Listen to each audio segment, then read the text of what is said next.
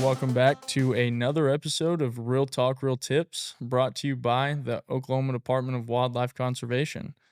Today, we're going to be talking all things striper fishing, and I'm here with Taylor Tucker, along with Matt Mauck, who is a regional fisheries supervisor in the southeast part of the state. So, if you guys just want to go ahead and introduce yourselves. I'm Taylor Tucker. I am the hatchery research technician. I'm Matt Mauck, South Central Region Fisheries Supervisor. Oh, I said southeast, didn't I? Okay. I'm sorry. All right, keep going. We claim the Southeast too, Okay. South Central, so that's 9 counties in the South Central part of the state. So instead of naming counties, I'll name some water bodies like Oh, there Texoma, you go. Murray Lake, Arbuckle, McGee Creek, Mm-hmm. Blue River, Red River, and Washita come through our area and actually join up in Lake Texoma. So that part of the world when you're thinking about lakes and fishing resources anyway. So cool part of the state to live and some cool lakes to work on My anyway. favorite. Yeah, no doubt. No, having the red and the blue, like all in one region, like that's Yep. a lot of cool species diversity there. Really Yep. different rivers being Mhm. real close together anyway. So Yeah, that's awesome. Yeah. Now we just had our last episode was over Blue River, so Right. if you didn't catch that one, be sure to go back and watch it. Um, anyways, going back to striper. right. Matt, can you kind of tell us how you got into striper fishing and what interests you? How I got into striper fishing. So I grew up, I'm a product of Kansas. So we didn't I'm really, sorry. no, it's a great place to be.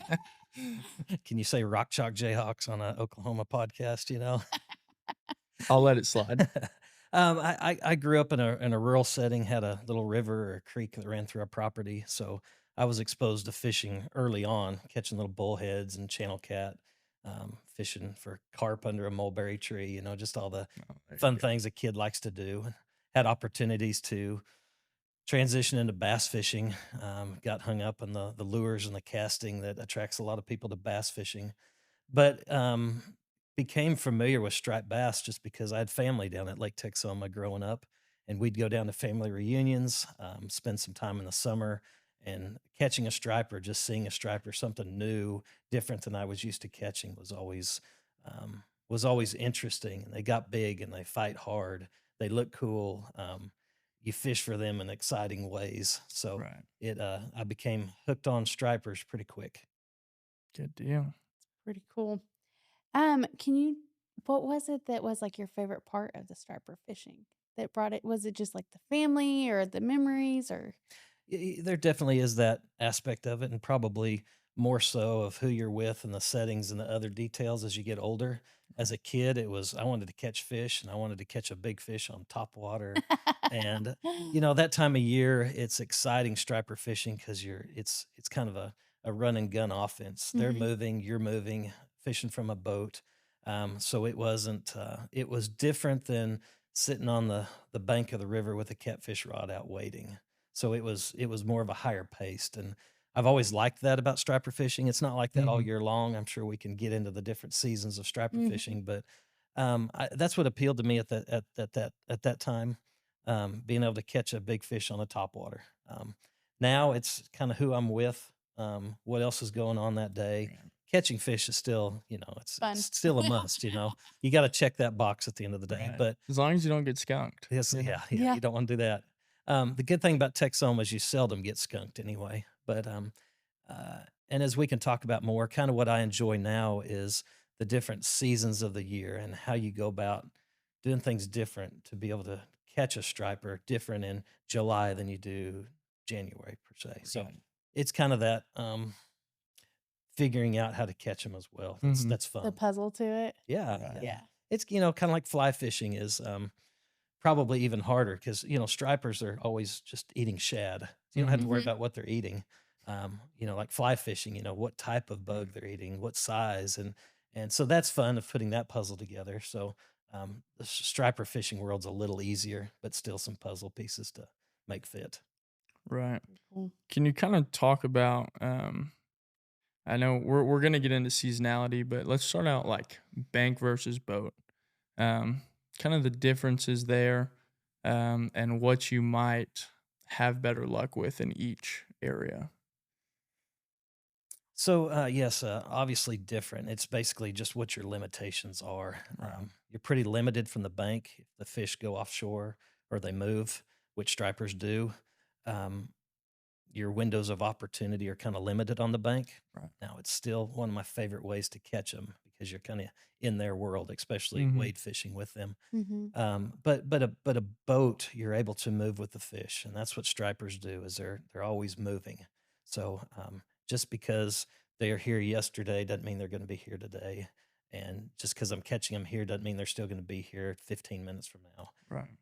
They a lot of times are moving as a school and moving big numbers of shad, so they're here and then they're gone anyway. They travel a lot of distance, not just seasonally, but within a given day. So bank fishing is great, and there's some things that you look for that we can discuss more if you want to. Um, being in a boat just gives you mobility Right. Mhm. that, or if they're set up offshore on a ledge, you can't get to them unless you're in a boat anyway. True. Now, when you are in a boat, I know electronics have become really popular Sure, and vital in a lot of sure. fishing. Do they play a big part in striper fishing? If I'm in a boat and don't have electronics to some degree, I always say I'm fishing blind. Yeah. Um, I want to know what's below me. And especially when they move, has that school moved on? Do I need to catch up to them? Where did they go? It really helps you stay in connection with those fish. It helps you get up to that leading edge of where that school is. Mhm. Yes, uh, that world has evolved a lot in recent years with technology, and I don't think you have to have the latest and greatest and all the stuff that some people are accustomed with using on other types of fish Mhm. now. I just use good old down, traditional sonar. Yeah. Tells me all Right. I need to know. Depending on how you are fishing, though, it's sometimes nice to know, are those fish off to the side of me and just not below? Um, if I'm going to be casting a shoreline, how far out are they? So some of that side imaging, some people Right. use a Yeah. lot. I just don't have it on my boat. So if I had it, I'd probably use it more. I just Um, can't afford it. I know. Yeah. I've got what works for me, Right. and it's just just the normal, not even the down imaging, the Mhm. detailed stuff. It's just the sonar Being able anyway. to tell where they are. Right, right. Because yes, you can differentiate fish that are on the bottom, but a lot of times the nature of how they're feeding, you're Right. wanting to see those fish stacked up in different layers of the water Mhm. column, and that tells you a lot about the behavior of the fish too. If you see fish at all different layers, they're generally feeding or they're active. Mhm. If they're all flatlined at the same depth, that's telling you something too. Oh, So yes, yeah. So, electronics are very helpful. do you use them a lot in like depth? Does depth play a important part seasonality wise with striper fishing? It does, but sometimes those fish will tear up on a flat and then they'll move off of it. Um, a lot of a lot of the year, you find success in finding them on the drop off, so like the river channel. They're Uh-huh. not necessarily at the bottom. They're not necessarily at the top. Sometimes they can be either one. Sometimes they're Mhm. transitional. But when you think about a big lake that has this big open water pelagic area, Yeah. they are attracted to structure and changes in the bottom and the depth. So if you don't have that technology showing you where that is, it's a little bit challenging. So I like a screen that's split with half of it is what I'm seeing below me, and Mhm. half of it is a lake map that shows Mm. bottom contours anyway. Right. Those transitional. Right, right, Mhm. right. Gotcha. So kind of going back to our bank fishermen, Sure. what is the best time of year for these people to be looking for those topwater striper and or even just throwing like a crankbait? Yeah. Everybody loves the topwater game, and I do too. But that Right. generally is from the spring till the fall. Um, from a bank perspective, Mhm. the months of April and May is where it's at, and that's because the shad are spawning during that time of year, and the stripers move up with the shad. And while Yeah. the shad are spawning right on the bank, the stripers will be right up in there in just a few feet of water with them anyway. So, I think the key to finding a good bank fishing spot would be a spot where the shad are wanting to spawn on. Mhm. So, some flooded vegetation, which Texoma is not an aquatic vegetation type lake, but Right. a rising level where there's some Bermuda grass in the water. or some button bush. They'll spawn on that. I prefer to find a windy bank with rock on it, Mhm. and Mhm. a lot of times that gives you access to some deeper water in those types of places that have that rock. Especially if you can be on a point that has wind on it. Wind is point. I'll probably say wind a lot today. Okay. But just some kind of structure around that the shad want to spawn on, put their eggs on, and those stripers during those months will come up, and you can catch them on crankbaits, topwater, swim baits, a lot of different methods anyway. Right. So, So when you're fishing from the bank, this is gonna be kind of two parts. okay, Fishing from the bank, what is your go-to setup for that? okay, And when you're fishing from the boat, okay. do they differ a lot? Not a whole lot. From the bank, I'm wanting to be able to. At times, you're going to catch that if the shad are right next to you, you're Mhm. catching the fish not far. You don't have to cast a long ways. But there's other times where you might be blind casting, and you want something you can cast a ways. Uh-huh. So I generally I like using for the most part would be like a 6.5 foot to 7 foot casting rod with a um, pretty good reel associated with it. Right. Like Um, 2000 series or a big one. I like an Ambassador 5500 Right. type reel. They're a winch, There you and go. I a lot of times just because I don't have just tons of fishing gear, my Mhm. wife would argue that I do, but um, I a lot of times I'm using the same gear for bass fishing as I do striper fishing. Right. So, um, but I also like throwing a spinning rod. If you can catch a big fish on spinning Mhm. gear, it's a lot of fun. Or Right. if you're casting something that's lightweight and you're trying to cast against the wind with something lighter. If you're throwing at the bait caster, you're picking out some bird nests from those reels from time to time. So I do that no matter what size yeah. lure I have on there. The big Smart. thing is throwing something that you can comfortably throw, and that is matched to the fish you're going to catch. Right. Mhm. If you're fishing in a boat with a heavy slabbing jig and you're Mhm. trying to do it on a medium action spinning rod, it doesn't match well. Yeah. Right. So you want something that's a little heavier and robust for that. But from the bank, I fish a lot of spinning gear, but I also fish a lot of bait caster. It kind of depends on Mhm. what I'm throwing. If I'm throwing something heavy, I'm using that bait caster reel. Right. But that spinning rod's always fun too. They were fun. For sure. Can you go a little deeper into like line weight? Sure. Are you running braided line with, say, a fluoro leader? Kind of what's your setup like? I don't personally care for braided line. I know it has Mm-hmm. applications, but I always end up with more knots in it than I do. Same. I don't know. Same. It's good. Right. I'm not always good at buying the best line or changing it as much as I should, but um, because I use a lot of the same tackle for bass as striper, I don't get carried away with real heavy line. Mm-hmm. There's a lot of people that'll fish a 20-pound test line. I fish a lot of 15, and Mhm. I'll break off sometime, but when you set the hook, when you're fighting the fish, you just keep that in mind anyway. Right. There's times when I'm using a spinning rod, I'm throwing a lot of 12-pound test line. But if I was just 15 to 20 pound when you're offshore in a boat fishing heavier stuff, catching bigger fish is pretty good. Right. Um, And that lighter line when you're casting too is gonna get you a little bit more it, it distance. Yeah. it casts a lot more friendly, Yeah. especially into the wind, casting lighter stuff. If you're throwing big top waters, um, heavier jigs, that 17, 20-pound line is pretty good. But Mhm. you don't have to really get carried away with line size. Just fight the Right. fish correctly, trust your drag, set it appropriately. These are open water fish. You're not pulling them out of vegetation. You're not And trying to brush. Right. pull them away from submerged trees for the most part. Now, other lakes and river systems might be different, but you generally don't have to contend with those obstacles. Mm-hmm. Yeah. I'd say like last time I went, like I told you earlier, we were below the dam at the dam at Texoma, Right, and right, you're kind of fighting that current on top of fighting the fish. right, And right, so having like a little bit tougher line right, is kind of right. very A little more. helpful. That's But you were at the dam though, right? mhm. Yeah.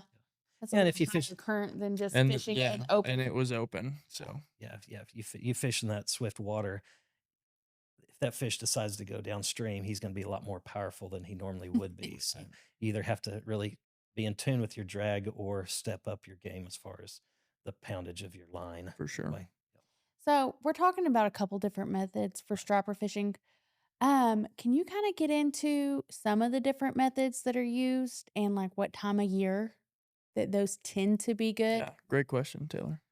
So I always say Texoma's a lake for all seasons. Mhm.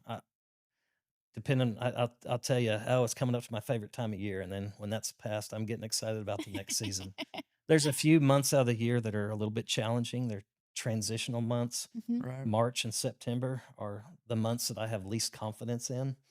Um, and we can talk more about why some of our lakes and striped bass kind of have some difficulty in what they need out of habitat. But Mhm. by September, they've gone through a long, hot summer. Right. They haven't been comfortable for a while. They've lost weight, and by September, they're not as active. Yeah. They eagerly awaiting the fall more than we are probably. So it's a time of month that they just are unpredictable anyway. Yeah. March, they've gone from, hey, we've been living in this cold water. It's warming up. Getting ready to think about spawning run in the next month or two. Mhm. Transitional where they're at, how you go about catching them changes a lot. But generally in the springtime, they're really keyed in on that shad Yeah. spawn. You can go out and fish for an hour or two in, top water or swim baits, throwing at banks, collect shad. Then when the morning progresses, when they move offshore, you move offshore and set up on a ledge somewhere. 'Kay. Anchor up and wait for them, kind of cruising those ledges. Summertime, water's warm. The new hatch of shad have grown to where they're starting to push those new schools of shad around the lake. They are pretty pelagically oriented at that time. Really, Mhm. I'm not saying the middle of the lake; they still come up shallow, but Yeah. more offshore oriented at that time. And you can. That's a time of year where you have to move a lot because they do. Mhm. You can set up on a ledge, but they may kind of blow through and then they're gone. So Right. you can catch them real good that time of year. You can catch them good all year on live bait. But May, June, July are really good bait fishing months. And but come about July, especially the middle of July, fishing with those heavier jigging spoons Yeah. Mhm. up and down through the water column when you see them is tremendous. Having a top water uh, rod ready Mhm. is they might blow up on surface for a few minutes and then be gone. So um, just having that ready, but not just depending on the top water bite because it doesn't always happen. Right. I think that's where I struggled a little bit. Yeah. In July was all I was fishing was topwater. Yeah. And so I had like 10, 20 minutes of like lots of bites, lots of hits, and then it was just like kind of like slowed off. And you're A- like, well, what? Like, And they're still eating, right? They're just right. not, they haven't pushed the shed to the surface. So Yeah. Yeah. you could wear them out at 30 or 40 feet maybe, but not on Right. the top at that point. So just being kind of adaptable to what the day offers Hmm. you. Um, Once the water cools off in the fall, fun time of year, the seagulls will come in and they're Yeah. kind of like your bird dog out there on the lake. Right. They'll point you to Little where the powder action puff. is. Yeah. Yeah. If you see a big group of seagulls that are flying in a circle and coming down and hitting the water, you need to go check them out because there's something going on there. And so again, still catching them on similar baits or throwing Hmm. swim baits at them, catching them on those, ounce and a half, 2 ounce slabs is Right. very effective. You can still catch a few fish on top water. Mhm. But that's really when they're transitioning from, man, this hot water's gone and I'm loving life again and I'm really taking advantage of this, and they feed up hard in the fall. Yeah. And then I guess to round out the seasons, the wintertime, they're out in cold water. They're not going Right. to be ripping and roaring like they are in July. So they're still feeding great. They're a cool water fish. They like the Hmm. cold water, but you got to slow down how you fish for them. So people will troll some deeper diving, baits for them. Hmm. Um, I like dead sticking, which is a very slow, Right. technique, but it's wildly effective anyway. So just how you present that bait changes through the calendar. Hmm. The good thing about stripers is they're always eating shad, Yeah. so you don't have to worry about what am I trying to feed them. Right. You're not You, trying to match the hatch or you're, anything like you that. are in the context of how big of a bait am I presenting them, Right. Mhm. but you don't have to, you know, You're not out flipping bass fish fishermen. on It's the like you're bench chasing trying the to shad return. just as much as the striper. Yeah, bass Yeah. fishermen, are they eating frogs? Are they eating crawdads? Are they Right. eating, shad? Are they eating bluegill? Um, you know, there's been so much work done on striped bass that almost exclusively they're eating these soft rayed um, shad type species anyway. Right. So with just very, very, very few exceptions, and that's just throughout their range Mhm. anyway. So what we have to offer that fits that is shad, gizzard shad, threadfin shad. Right.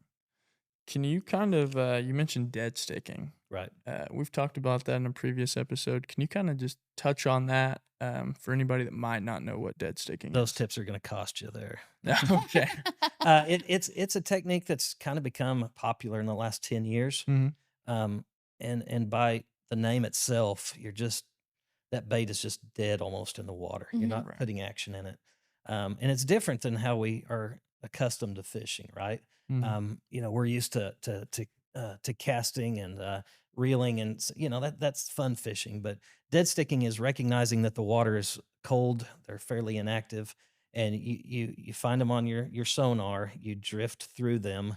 A lot of times, people are using some kind of device to thump the boat or to splash the Mhm. water, kind of that if they will follow you, and you're lowering that generally a fluke down to the depth that they are at on a heavier jig head, 1 to 2 ounces, and just letting that bait slowly go through those fish as you're drifting. Yeah. So you're not working that rod, and it's just a Right. subtle bite. It feels like a crappie bite almost, and you can really catch some good fish that time of the year. That's when they're their most robust size is in Right. the winter. Chunkiest. Yeah, Big and enough of a fall feed and yeah, and they do fine in that cool water. right. Mhm. When the water hits about, I like the upper 40s is my favorite wet, temperature. Once it gets down to 43 degrees, it starts getting tough.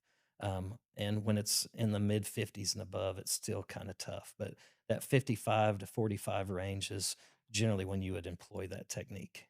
Okay. Good to know. Yeah. I know I wanna go try it. That's actually the only way I have gotten to fish for striper before, and it was Right. really fun. Yeah. Yeah, Yeah. It's a shame. I grew up on Texoma and I didn't fish as much as I should have for striper. yeah, it's a little more laid back. You're Yeah. not chunking and winding as quick as you can. Right. It's fun. It's social. You can sit there and have a good time talking, and then it's just a little thump, and Mhm. you know it's a little bite, but it might be a 15-pound fish anyway. Right. It's fun. A lot of Um, fun. Kinda going through that, can you give us maybe just a quick surface level of, like, the history of the striper in our area? Or maybe the striper in Texoma? You might have to limit me on this because I get kind Go of for it. kind of get geeked out on this I anyway. gotcha. It's a cool story, and when you do what we do in fisheries management, it's just a really cool case history of how that evolved and how it's even influences things today. So the striped bass is not native to Oklahoma, right? Mhm. We've got white bass. People call them sand bass, but in the 1930s and 40s, there was a lot of reservoir construction across the U.S. And it was, the striped bass being a saltwater or brackish water fish. Mhm. They are anadromous. That means they spend a lot of their life in that brackish water, but they use freshwater Big rivers we Yeah. love them. to run up and spawn. They need long free flowing rivers to complete their life cycle. That egg has to float down for several days Mhm. without going to the bottom and getting smothered by sediment to hatches. So there's a lot of things that have to line up just right for that spawning, and those coastal areas offer that. But when these reservoirs were being built and constructed, there was a lake in South Carolina that some of these fish got landlocked in that it was part of their spawning run. And not only did those fish live, but they thrived, and Yeah. they even were known in that lake to even reproduce. So, knowing that potential of, hey, we've got these new lakes across the U.S., can we replicate that success story in other places? So, as early as the 1950s, stripers were brought to Oklahoma and put out in a few lakes. They were stocked in smaller numbers and kind of smaller, Mhm. not fry, not fingerling, but in kind of subadult sizes, Yeah. and they just never stuck anyway long term.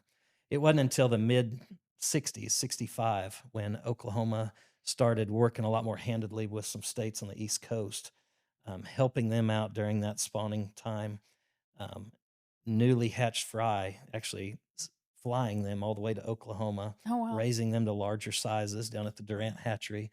And then at a fingerling size, we were able to stock a lot more numbers in both Keystone and Texoma Lake Texoma. So for about a 10-year period, that happened from several different locations along the East Coast. And there's a lot of literature that points back to that time frame. Right. It's really neat to look at old newspaper articles during that time frame, the excitement that that brought, and then just understanding then how do we manage this new fish in this new reservoir. Mhm. And there's been lots of things that we've learned both from what people want and how the lake and the fishery behaves that influences our management today even. So this really specific reproductive cycle is why like Texoma can have a thriving striper Right. fisheries, but some of the other lakes aren't able to. Correct. Can you kind of go into like how we also we have the hybrid Right.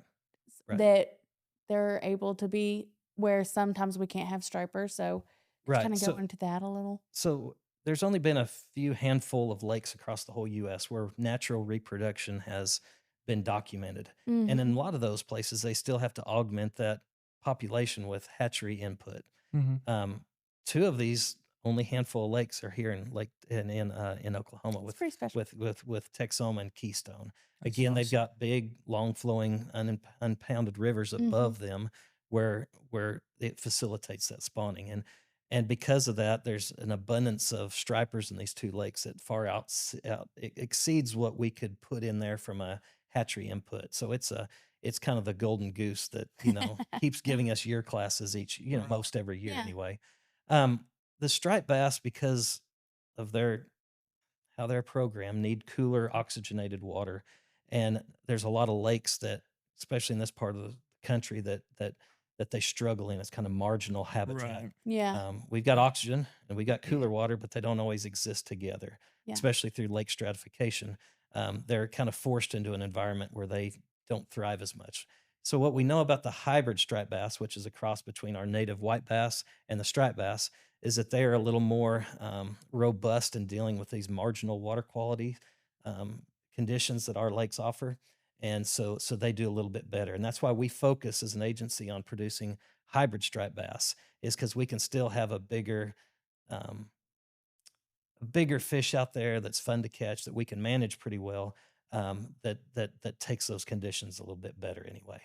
And so we put a lot of effort each year into collection of broodstock, making as many of these little guys as we can. Right. And we have somewhere between 12 and 14 lakes around the state that we focus on hybrid management on. Mhm. It's pretty cool to make those opportunities for Oh yeah, Oh, people. yeah. oh yeah, That's so cool. Or, like, even just the behind the scenes. We might have to make a video on, like, behind the scenes hybrid production. we've got it. We already have it? We've already got Oh, it. well, there we go. It's made, Go made check it out. we made it back in about 2020, 2021 Okay. anyway, so it's pretty Yeah. cool. So we'll put a plug in for that. Yeah, for sure. That's Yeah. pretty Check that cool. out. Kinda going back to fishing for striper, what do you look at when you're how do I word this? Like, bait selection, okay? Um, are you are you looking at water quality? You mentioned water temperature for sure. Like, how do you determine if you wanna throw crankbait compared to a swim bait on a given day? I think we overthink it sometimes. Yeah. Yeah. You don't have to get wildly technical on what you throw at them. They're pretty they're pretty opportunistic, and they'll if they're in the feeding mode, they're going to jump on a lot. Um, but what you're throwing at them from a size perspective, Mhm. if they're eating small shad, you want to throw something similar size. If you see them feeding Gotcha. on big gizzard shad, you want to throw something much bigger anyway. I don't. The big thing is how do I get that bait down to where they're at as quickly as I can to be able to repeat it over and over. So um, my, I've got more tackle than I need to have, Right. but I generally throw the same stuff over and over anyway. I use a lot of different 1.5 to 2 ounce slabs of different kind of shapes, maybe colors a little bit. Mhm. Um, a good quality treble hook on the back. Right. Um, and sometimes those all have little different actions, how Yeah. they fall, how they tumble. Sometimes you catch them as you're reeling it up. Sometimes you catch it when it's falling or when it's jigging. And some of those baits will fall different and act different. So when I'm going out with somebody, I generally have a couple different ones tied on, and I pay attention to who's catching the fish. Right. and if they're doing something different, or if that bait's just outperforming, and then Mhm. we'll change and put those on. Um, as far as what type of top water, you can catch them on a popping style bait, walking the dog, Right. a prop style bait. A lot, when they're in that mode, They you like could to bite a lot of stuff. you could catch them on about anything anyway. Right. So, um, but from a bait fishing perspective, you want to be collecting bait similar to what size they're eating. Mhm. Mhm. You want to be able to keep them as good and lively as you can. Sometimes that's the challenge in keeping your shad alive, and rigging them in such a way that there's sometimes you're wanting to let them go as fast as they can down there. Sometimes you Right. want to slow them down, and that's just kind of experience and what's working at that time. Do you Gotcha. have a favorite way to rig your shad up to keep them alive? Um, Unfortunately, I always say a shad it spends its life looking for a place to It die. really does. Poor shad, Poor Shad. they I mean, what you have in your bait tank, I Mhm. put a little salt solution in there. It's kind of therapeutic for them. Keep the water temperature fairly low, but not drastically different than the lake, because you want them to not temperature shock when you put them back Yeah. in. I nose hook the shad. Most people do, because it keeps them free to swim around and do their thing down there. Mhm. And that's why shad are so good too, is they're so mobile down there, as opposed to like a sunfish that's doesn't move a whole lot. It's just they have a hard time. Stripers have a hard time not eating them when they're down there with them. So Awesome. So, do you have any suggestions for somebody that's just trying to get into striper fishing, like where to go, who to talk to? Any just tips or tricks for that? well, there's the good thing about the striper fishing is that there's guides that offer Mhm. services for them. And if you're just wanting to go out and experience striper fishing and want to have a lot more of a, there's no guarantees, right? But much better chance of encountering fish, having a good trip, especially if you're taking your family with you. Yeah.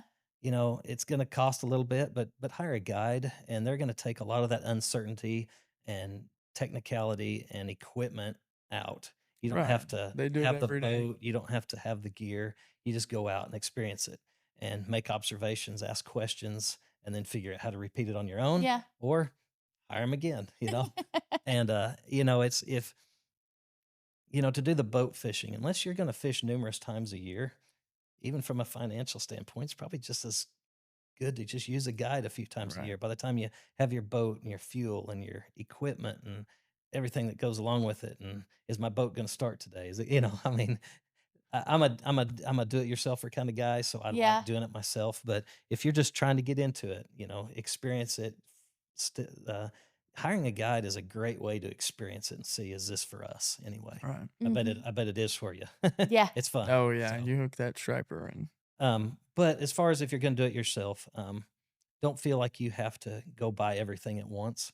Um, get a few top waters, get some rods that you're comfortable casting, maybe a couple different, I call them slabs, but heavy right. heavy Yeah. spoons, and just go out and use those, and you can get more into it as you get into the sport. But don't feel you have to buy everything to get started Yeah. anyway. It's pretty good advice. For sure. We kind of were talking about the wind earlier. Okay, How does wind play a factor in striper fishing? it's a big factor. I would rather fish a day that has weather challenges than have a bluebird calm day. Right. Um, you get those high skies, calm lake, and those are the Mhm. hardest days to catch a fish on, in my opinion. I like a modest wind, not a Mhm. lot. Those are challenges that I don't like, but a little bit of breeze, a little bit of chop on the water, even Right. some waves hitting the shoreline Yeah. are good. It seems that the fish are a lot more active on those days, especially on windy banks. I'd rather fish a windy bank than a calm bank. Just everything happens there. Right. Probably from a trophic level, your zooplankton are there, your shad are there, your Mhm. stripers are there. So wind is your friend within reason, Mhm. anyway. So whether you're picking that spot to bank fish, or even in a boat, I'm going to go fish this bank. breeze is better than a slick, calm day. Right. Not saying you're not going to catch them on those days, but wind is always better. For sure. Good to know.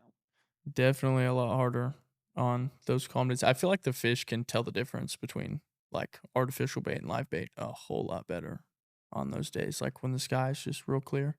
Right. I feel like there's definitely like uh they're less active. They're not biting as hard, just like you said. Yeah, Um, well, like Matt mentioned, like from a trophic level, those zooplankton and stuff do, and everything you can just kind of piece it down to the zooplankton are here, the bait fish are Right. here, and then the big fish are going to be trying to get those bait fish. So Yeah, for sure. For sure. Um, how about you? Like biggest striper you've ever caught? Give us a story. Probably my best day of number of big fish I've ever caught in one time has been in the Arkansas River. Um, but most of my experience is on Lake Texoma, so my mind goes there. Right. My biggest fish, it's not wildly impressive, 15 pounds. It's a good fish, Yeah. mhm. but a lot bigger. Been caught. Caught it on a small swim bait, bank fishing, Oh, there you go. windy, rocky Oh. bank. Great, when you're on their level, it's always a great fight. It's a Mm-hmm. different fight than underneath you in a boat. So, fishing the shad spawn with a swim bait. Right. So, um, just like a 4-inch swim bait. So nothing wildly different than anything you'd already have anyway. Probably the most memorable fish was it was back in 2020, I think. I think the kids were out of school. It was during COVID. We went to the Mhm. lake and we're trolling. I don't troll a whole lot. It's not my Right. favorite way to fish, but had the family with me. We were having fun one weekend afternoon, and it's April, trolling a big um, long crankbait anyway, Mm-hmm. thunder stick, storm thunder stick, and all of a sudden the rod just doubled over. And Mm. my son grabbed the rod and tried to fight it. He goes, "We got a brush pile."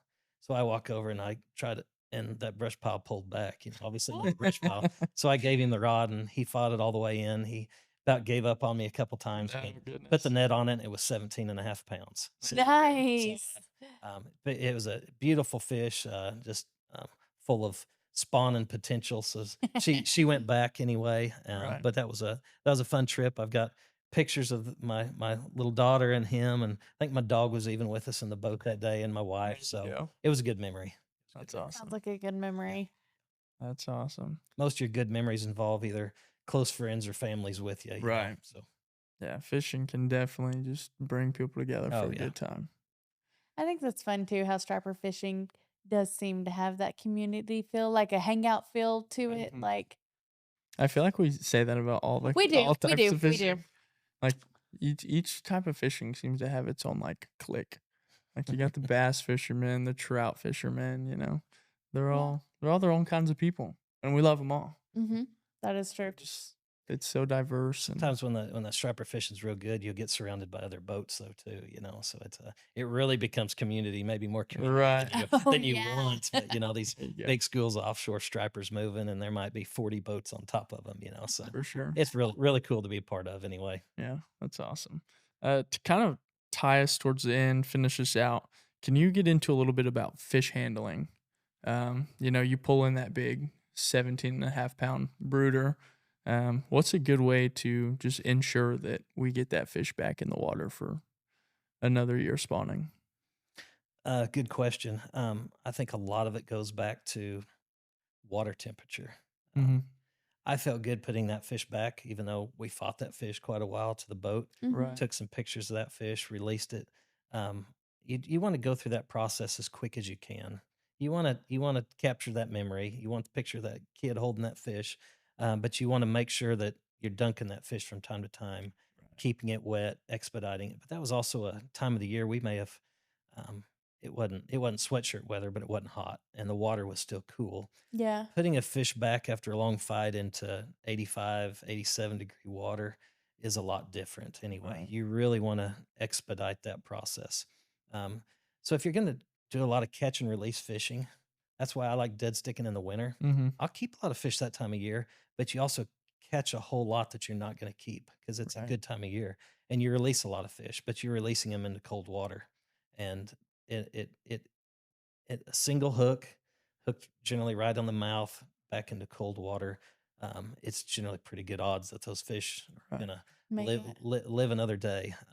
Summertime fishing, you kind of make a decision. I want to release this fish, but it's not doing well at all, or Mhm. it took a bad hook and it's bleeding. Those are good fish sometimes to say, you know what, I'd like to eat fish tonight. Keep that Yeah. fish anyway. So, um, if you're over a school of fish and you've already caught all the ones you can legally keep, or I've already caught my big fish like Texoma Mhm. limits, and all you're catching is big fish, knowing that I'm throwing that fish back into hot water, what we try to encourage people to do is leave that school of fish as hard as it is and Right. go find a different school where maybe you can finish out on some smaller fish and you don't have to release those big fish over and over and over into Mhm. hot water. So it's hard to do, but consider that water temperature and try to keep the hook in the mouth of the fish and not the gut of the fish. For sure. Mm-hmm. So again, if you're gut hooking fish deep, oft over and over, you need to be changing what kind of hook you're using. You need to be shortening up your leader, different things that'll help Right. that incidence go down. Mm-hmm. For sure. You mentioned size limits for Texoma. Could you Right. kind of go into a little bit of the regulations for at least Texoma? So on Texoma, which is a different regulation than Mm-hmm. statewide, it's a 10 fish per day limit. So it's pretty generous. Yeah. That's an artifact of all the natural reproduction and the crazy amount of fish in that lake. That's a good meal right We there. can It offer is. pretty liberal limits. Now, on the most part, these are smaller fish, Yeah. but you can have two of those 10, only two per day can be over 20 inches. And that's generally pretty reflective of the population. Right. And it protects some of those bigger fish. It also keeps you from disproportionately harvesting a lot more big fish than what the lake, says is out there at a given time. Right. So 10 per day. Of those 10, only 10 can be over 20 inches anyway. But Nice. what we haven't talked about is they are delicious. They are Um, very delicious. if you've had people turn their nose up to striped bass, it's generally because it hasn't been cleaned right. They Mm. do have that pronounced red line in it that you Right. need to get out. Even when you're filleting that fish, if you get all the way down against the scales, you're going to have just a whole layer of red meat across the whole fillet. And you want to fillet it in such a way where you float that knife a little higher, Right. where you don't get that. Cut that red meat out, and then it's just beautiful white meat that you Mm-hmm. can cook a lot of different ways. So I'm a fan. There you go. Well, Nice. coming to the end of the episode, Taylor, do you have any other questions, anything like that? I think I'm good. All If right. you are good. Matt, anything unsaid? Anything that, we try to do a good job covering all different topics, but We've talked a lot about Lake Texoma, right? Because Right. that's where I live. That's my wheelhouse. That's what I understand more. for sure. But we've got other places where you can catch stripers Mhm. in Mhm. Oklahoma. Lake Keystone is going to fish very similarly to Texoma. Yeah. Keep in mind these other lakes have different limits, so make sure you're familiar with the regulations. Always check the regs. Always check the regs. But our river resources are pretty good. Right. If you wanted to catch the biggest striped bass that Oklahoma has to offer, you'd probably want to go to the river, and because they're a little bit more The Arkansas, right? the Arkansas River. The Red River still grows big Yeah. stripers too, but the state records and some state record size fish to this day reside in the Arkansas River, and Gotcha. they move a lot. They'll move from main stem Arkansas to tributaries below Eufaula or up the Illinois River. They're seeking that cooler water in the summertime, right? Right. So they've got a lot of food. They've got cooler water. Um, that's the ingredients that you need to grow those big stripers anyway. So Mhm. if you want to play the numbers game, you come to Texoma anyway. So Right. a lot of diversity of how you can fish for them in the state anyway. For sure. And just because those resources aren't near you, there's probably a lake that we stock hybrid stripers in Mm-hmm. near you all across the Oh, and lake. they're just as fun. And basically everything that we've talked about for stripers is going to apply to Right. them. Yeah. How you go about catching them, um, type of baits that you use. They're making their living out there eating shad just like a striped bass. So it all applies, and you can find that information on our website about where they are stocked Mm-hmm. anyway. So Good deal. All right. Well, that's going to bring us to the end of today's episode. We appreciate everybody for tuning in. Again, this episode is brought to you by the Oklahoma Department of Wildlife Conservation. Matt, thank you for coming. Happy. Taylor, as always, thank you for driving up. Thanks. Don't forget to follow us on all of our other social media platforms. If you want to check out the last episode on Blue River, be sure to do that. And we'll see you next time.